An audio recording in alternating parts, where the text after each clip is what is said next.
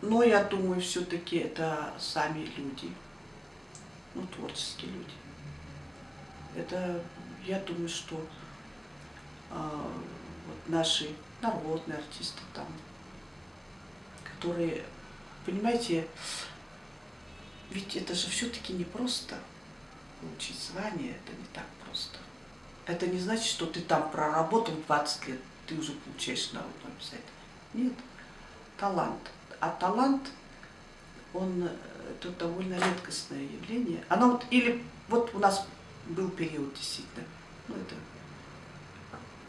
бывшее поколение, был период, когда была здесь очень большая такая закваска. Ну это, видимо, положили эти зерна.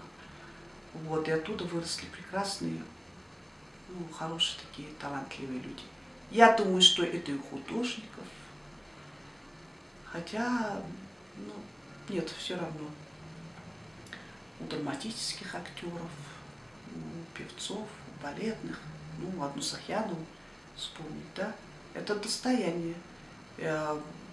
Что говорить, они принесли большую славу нашему народу.